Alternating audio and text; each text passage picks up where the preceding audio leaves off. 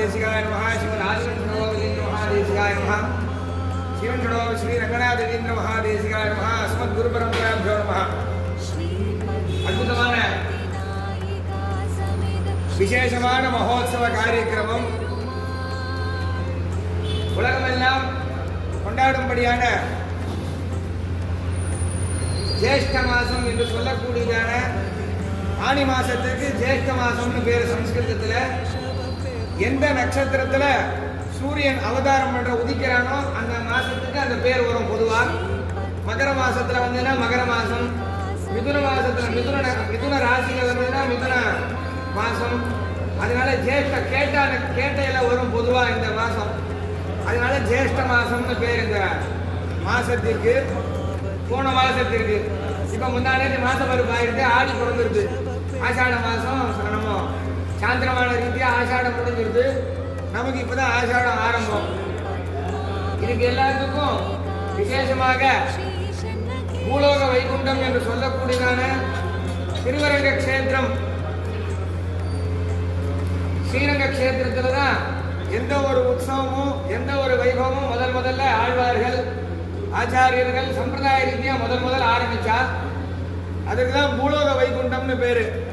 எத்தனை திவிதேசங்கள் இருந்தாலும், எத்தனை அபிமான கஷேத்திரங்கள் இருந்தாலும், எத்தனை புராண கஷேத்திரம் கிராமங்கள்ல நகரங்கள்ல கோவில் இருந்தாலும் அதுக்கு முதன்மையான கஷேத்திரம் ஸ்ரீரங்கம். பெரிய பெருமாள், பெரிய பிராட்டியார், பெரிய கோவில் எல்லாமே பெருசாங்க. அது வசதினா அதுக்கு அடுத்தபடி இது கம்மியாகிறது கணக்கு கிடையாது. சம்ஸ்கிருதத்தில் நகிமிங்கா நியாயம்னு சொல்லுவா. ஒன்னுத்தனுடைய ஏக்கத்தை காமிக்கிறதுக்கோசரம் சொல்றது. அதற்கு நீதியாக தான் எம்பெருமானார் பகவத் ராமானுஜர் 4 திவிதேசங்கள் மங்களாசாசனம் பண்ணார். ஸ்ரீரங்கம் கரிசை 32 கஷேத்திரங்கள் பண்ணாலும் ஸ்ரீரங்க மங்களநிதி கருணாநிவாசம், ஸ்ரீ வெங்கடாத்ரி சிகராலய காலமேகம், ஸ்ரீ ஹஸ்திசைல சிகரோஜ்வல பாரிஜாதம், ஸ்ரீசம் நமாமி சிரசா எதுசைல தீபம்னு 4 திக்கில் பாரதத்துக்கு 4 கஷேத்திரங்கள். ஸ்ரீரங்கம் பிரதானம், திருமலை திருவேங்கடம் 2வது, நமக்கு பக்கத்தில் இருக்கும்படியான தொண்டீர மண்டலம் காஞ்சிபுரம் பெருமாள கோவில் 3வதாகவும், திருநாராயணபுரம் மேல்கோட்டை 4வது கஷேத்திரமாக, அபிமான கஷேத்திரமாக எம்பெருமானார் உகந்த கஷேத்திரங்கள் 4. அந்த 4த்துல தான் இந்த விசேஷமான மகோத்சவம் பண்றதான காரியக்கிரமம். ஜேஷ்ட மாசம் ஜேஷ்டாபிஷேகம்னு பேர் இந்த உற்சவத்துக்கு. எல்லா திவிதேசங்களையும் நடக்கும். இது ரொம்ப விசேஷமான உற்சவம். இந்த உற்சவத்தை பத்தி தெரிஞ்சுட்டா எல்லாரும் மிஸ் பண்ண மாட்டான். பெருமாளுக்கு ஜேஷ்டாபிஷேகம்னு பேரு. ஏன் சுவாமி நிச்சயமே அபிஷேகம் நடக்கிறதே இந்த மாத்திரம் நினைக்குமே விசேஷம்னு கேட்டா, பெரிய பெரிய திவிதேசங்கள்லாம் நடக்கக்கூடிய உற்சவம் இது. ஸ்ரீரங்கம்னு சொன்னேன், அதுக்கு உபமானமாக காஞ்சிபுரம், திருவள்ளூர், அகோபிலம், மன்னார்குடி முதலான கஷேத்திரங்கள் எல்லா கஷேத்திரங்களையும் நடக்கும். பெருமாளுக்கு கவச்சம்னு பேரு. நம்ம எல்லா கவச்சம் சாமானியமா பார்த்துட்டு இருக்கோம். முதல் வராக கவச்சம். கவச்சம்னா காப்பாற்றுதல்னு அர்த்தம், காத்தல்னு அர்த்தம். தமிழ்ல தூய தமிழ்ல சொல்றதா இருந்தா யார் காப்பாத்துறான்னா பகவான் தான் எல்லாரையும் காப்பாத்துறாரு. ஏன்னா சர்வேஸ்வரன் ஸ்ரீமன் நாராயணன் தான் எல்லா ஜீவராசிகளையும் எல்லாத்தையும் காப்பாற்றக்கூடிய பெருமாள் ஸ்ரீமன் நாராயணன். அந்த பெருமாளை காக்கிறதுனால அது கவச்சம்னு பேரு. நம்ம பொதுவாக சொல்லுவோம், வராக கவச்சத்தை பார்த்தா தெரியும், தலையிலேருந்து கால் மட்டும் இந்த பெருமாள் என்னை காப்பாற்றணும்னு. சாமானியமா சொல்லணும்னா ஸ்கந்த சக்தி கவசம் எல்லாருக்கும் தெரியும்.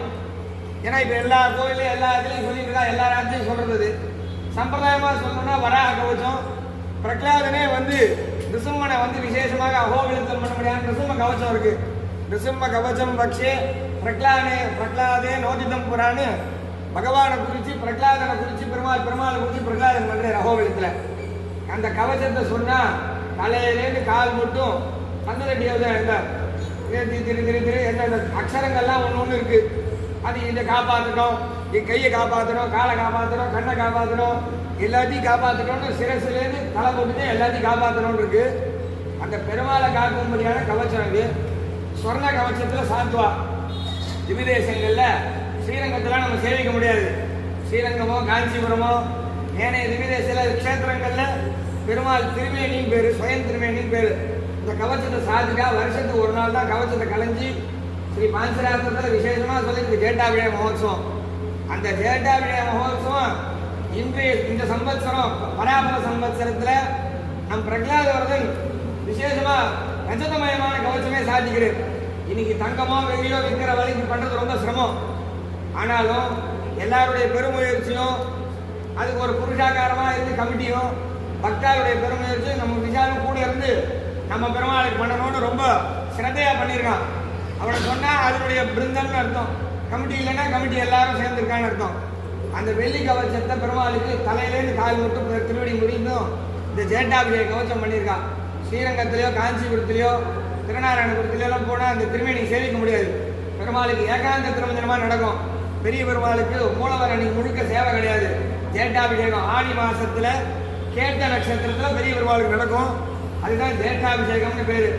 ஏன் சுவாமி இப்ப ஆடி பந்தத்துல நீ ஜேட்டாபிஷேகம் சொன்னேன்னா அதுக்கு பரியாயமாக ஆடியிலையும் பண்றது உண்டுன்றது பெரிய சம்பிரதாயம். ஆணியில பண்ணலாம் ஜேட்டாபிஷேகம். எல்லா திவ்தேசங்களையும் ஆணி சுவாத்தியோ, ஆணி பௌர்ணமியோ, ஆணி ஏகாதசியோ, மன்னார்குடி, கும்பகோணம், தஞ்சாவூர் பிராந்தியத்தெல்லாம் பார்த்தோன்னா ஆணி ஏகாதசி பவித்ரோத்சவத்துக்கு முன்னாடி இந்த ஜேட்டாபிஷேக காரியக்ரமம் நடக்கும். 3 நாள் தான் திருமஞ்சனம் வாங்கலாம். மிச்சப்படி எல்லா திருமஞ்சனமும் மன்னார்குடியெல்லாம் திருமஞ்சனம் கண்டா பெருமாள் துராவணம்லாம் சாத்திட்டு இருப்பார். அமுதனோ எல்லாரும் அவள் துராவணத்தை அப்படியே தூக்கிட்டு சொருகிடுவா. திருவடியில் திருமஞ்சனம் ஆகிடுவோம். தயிர் பால்லாம் சேர்ப்பா. திருவடி திருமஞ்சனம் தான் வருஷம் முழுக்க. அந்த 3 நாள் தான் திருமேனி திருமஞ்சனம். அந்த திருமேனியை பூர்த்தியாக சேவிக்கலாம். கோபால நாட்டம், அமுத நாட்டம், திருச்சேரம், ஏனைய திவ்தேசங்கள் அந்த பிராந்தியத்தில் இருக்கும்படியான சம்பிரதாய ரீதியாக அந்த பக்கம் பவித்ரோத்சவத்துக்கு முன்னாடி இந்த ஜேட்டாபிஷேகம் நடக்கும். ஆணியிலையோ ஆடியிலையோ நம் சன்னதியில பேப்பருமானே இங்க வந்து பிரதிஷ்டை பண்ணதாக தான் சித்திர ஹஸ்த நட்சத்திரத்தை தான் நம்ம பண்ணோம். இங்க பிரக்யாதவர் தான் உற்சவர். அதுக்கு அங்கமாக தான் சுவாதியை உத்தேசம் பண்ணி ஹஸ்தத்தை பிரதிஷ்டை பண்ணதுனால இன்றைய தினம் ஆடி ஹஸ்தம், நாளைய தினம் விசேஷமா ஹஸ்த நட்சத்திரம். அதற்கு அங்கமாக இன்னைக்கு பூர்வாங்கமாக யோகம் இன்னைக்கு நம்ம ரொம்ப நல்லா இருக்கிறதுனால இன்னைக்கு உத்திரம் ஹஸ்தம் 2 நட்சத்திரம் பெருமாள் தாயார். உத்திரம் வந்து தாயார் நட்சத்திரம், பெருமாள் நட்சத்திரம் ஹஸ்தம். அதுக்கு அங்கமாக தான் இந்த பிரதிஷ்டா காரியக்கிரமம் விசேஷமாக நடந்திருக்கு. அந்த ஹோமங்கள், தத்துவ ஹோமங்கள்லாம் பாஞ்சராத்திரத்தில் விசேஷமாக சொன்ன ரீதியில் இவ்வளோ கோஷ்டியோட விசேஷமாக நடந்திருக்கு. புரோக்ஷனம், இந்த கவச்ச பிரதிஷ்டை, இதற்கு இப்போ அப்படியே ஒரு சயனம் பண்ணி இதை சம்ஹார நியாசமாக அதில் போய் வச்சிருவார். நாளைக்கு காத்தால விசேஷமாக 8:30 மணிக்கு பெரிய திருமஞ்சனம் இருக்கு. பெருமாள் திருமேனி, இது வந்து திருமேனி மேலே அடுத்த வருஷம் தான் சேவிக்கலாம். நீங்கள் இதை மிஸ் பண்ணிட்டேன்னா அடுத்த வருஷம் தான் யார், நான் பட்டாச்சாரியாக இருந்தாலும் சரி, கைங்கரிவராக இருந்தாலும் சரி, பக்தாளாக இருந்தாலும் யாரும் பெருமாள் திருமணி சேவிக்க முடியாது. இந்த நாளைக்கு இந்த கவச்சத்தை ஃபுல்லாக போட்டு பெருமாளுக்கு டைட்டாக சாத்திட்டா அதுக்கப்புறமா அடுத்த வருஷம் தான் கலையிறது. திருமஞ்சனம் போக்குவரத்துலாம் திருவடியில் தான் தயிர் பால் சேர்க்கறது, திருவேணியில் தீர்த்தம் தான் சேர்க்கறது. அதுதான் நம்ம பద్ధதியாக பண்ணுறது ரீதியில். ஏன்னா கவச்சம் சாப்பிட்றதுனால நாளைக்கு 8:30 மணிக்கு நிற்கப்படி ஆனவுடனே விசேஷ திருமஞ்சனம் இருக்குது. நிரவதிகமான தயிர் பால்லாம் நாளைக்கு தான் திருவேணியில் சேர்க்கலாம். எல்லாரும் தயிர் பால், தேனி, எல்லாம் வாங்கிட்டு வரலாம். 8:30 மணிக்கு ஆரம்பிச்ச திருமஞ்சனம் 10, 11 மணிக்கு திருமஞ்சனம் முடியும். அதுக்கப்புறம் ஒரு ஆர்த்தி ஆகி தீர்த்த கோஷ்டியோட அன்றைய காரியக்கிரமம் முடிஞ்சிருது. ஒரு 2:30 மணிக்கு திரும்பியும் கைங்கரி விழாலாம் வந்து அந்த கவச்சத்தை சாத்துவோம். பெருமாள் திருமேனியில பந்தனம்னு சொல்லியிருக்கு. சந்தனங்கள், குங்குமப்பூ, பச்சை கற்பூரம் முதலான விசேஷமான வாசன திரவியங்கள்லாம் திருமேனியில சாத்தி இந்த 2 கவச்சத்தையும் மின் பின் 2த்தையும் சாத்திடுவோம். சாத்தி அதுக்கு நூல்லாம் சொல்லியிருக்கு, இத்தனை கிரந்தி இருக்கணும்னு. அந்த நூலை கொண்டும் கம்பியை கொண்டும் திருமேனியில பெருமாள் சாயந்தரம் 5:30 மணிக்கு விசேஷமா டோல உற்சவம் இருக்கு. சாசனாம அர்ச்சனை இருக்கு.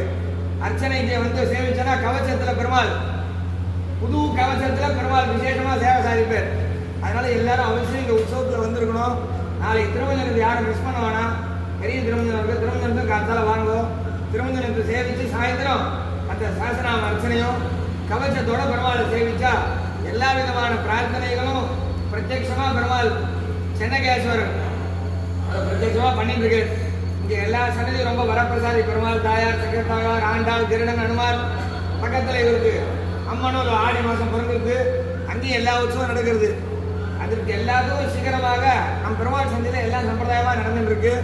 எல்லா உற்சவங்களும் மேற்கொண்டு அபிவிருத்தி ஆயிருக்கு. பவித்ரோத்சவம்லாம் மேற்கொண்டு பண்ணணும்னு பெரிய பிளான்ல போயிட்டு இருக்கு. எல்லாரும் கூடி இருந்து குளிர்ந்து தான் ஊர் கூடி தான் தேர் இழுக்க முடியும். ஒத்தரால இழுக்க முடியாது. அழகா அலங்காரம் எல்லாம் பட்டர் அடியான் ஹோமம் எல்லாம் விஷால் வந்து தலி பண்ணி மாற்றி வைக்கலாம்னுவான். இதை நாங்கள் இதுதான் பண்ண முடியும். ஊர் கூடினால தேர் இழுக்க முடியும். பெரிய காரியம் நடக்கணும்னா எல்லாருடைய ஃபினான்ஸ் ரொம்ப முக்கியம். அதுக்கு சம்பிரதாயமாகவும் சரி, சாஸ்திரமாகவும் நிரவதிகமாக வந்து எல்லாரும் கல்வி சகாயம் பண்ணி பெருமாளுடைய அனுகிரகத்தை பெறும்படி கேட்டுக்கொள்கிறோம். ஒரு 2 வாரத்தை ஏதாமதி இப்போ சாத்து வரா போகிறது, தீர்த்த கோஷ்டி, அதோட இன்றைய காரியக்கிரமம் நடக்கிறதாக விசேஷமாக பிரார்த்தனை. சாயந்தரம் எல்லாரும் வந்து சேவிட்டு நாளை காத்தால திருமணத்துக்கும் நாளை சாயந்தரம் எல்லாரும் கட்டாயம் வரணும்னு பிரார்த்திக்கிறோம். விதார்க்கிக சிம்மாய கல்யாணம் வெங்கடேஷாய வேதாந்த குரவே நமஹ. ஆர்த்தியா போகிறது எல்லாரும் 2 பக்கமாக